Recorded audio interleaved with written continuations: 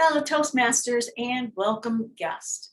I know you've all heard the statement, all roads lead to Rome, which means no matter where you begin from, you end up with the same result. And you've also heard there's more than one way to skin a cat.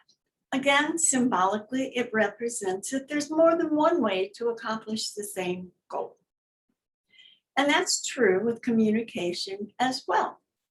Today, we're going to talk about different styles of communication.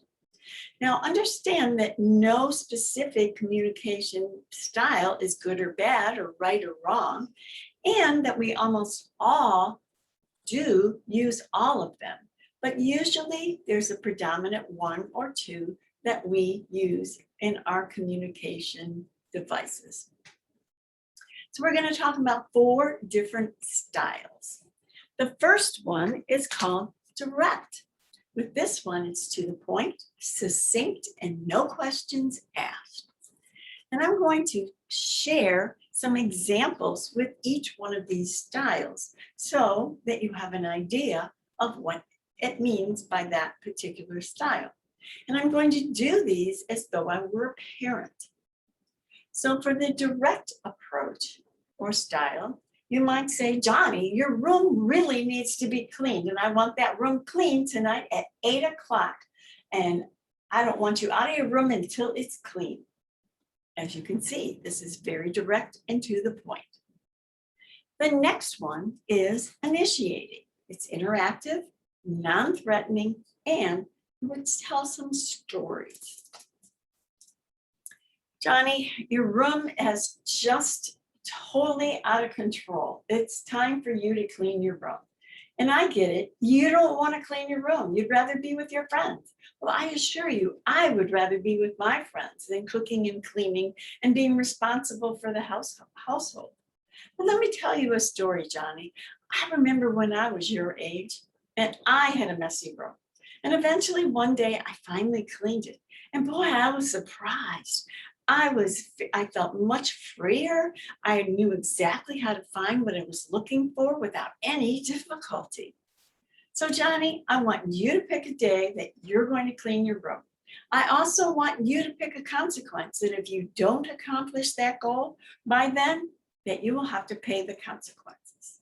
So Johnny, let me know what day you're going to clean your room. The third one is called supportive. It's calm, steady, reassuring, and encouraging.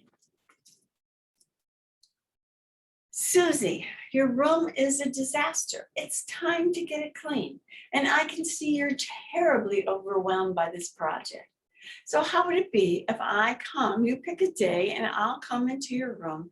We'll go through everything. We'll make a pile of things to throw away, what to put away, what to give away, and we'll get this taken care of. So Susie, let me know what day you are going to clean your room and I'll come and help you. And finally, our 4th style is called analytical. And with analytical, it's organized, there's data and facts. And immediately when I saw this one, the thought popped up in my mind of a chart on a child's wall where it said, brush your teeth, make your bed, take out the trash, set the table. Again, very organized, and the facts are right there. You might then ask Susie if she wants to check the things off on the chart when she accomplishes them, or if she would like you to. Now, I know this might not apply to maybe your teenage children, but what about this? When you're in an office experience in a sales position, people might have a contest and they'll put the people's names down and then they'll check off every time they have a sale. So we can apply this to even grown-ups, this type of an experience. Now, as you were listening, I hope you were listening for the different styles to see which ones might be most like how you communicate with other people. There's actually a test the Toastmaster includes with this particular project, of which I took. And I have to say, I wasn't at all surprised that direct was at the bottom of my list. And I would guess it was because I was terribly shy and quiet as a youngster. And when somebody came in a very direct way, I would just recoil into the corner. So I'm not apt to put that in as part of my way of communicating.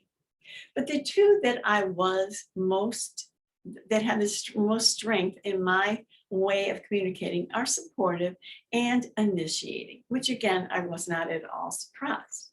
But you might be, whether you figured out which one was yours, or you might want to take the test that Toastmaster provides to get a little bit clearer.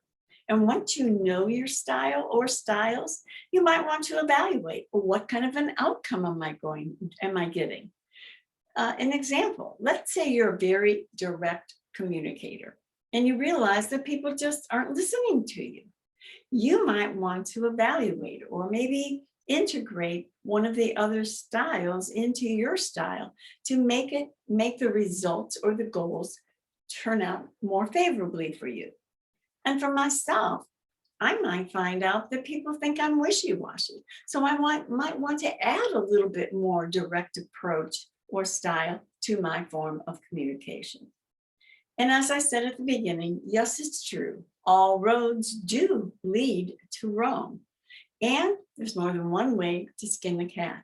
But you want to find the best way to communicate so you would have the most effective results.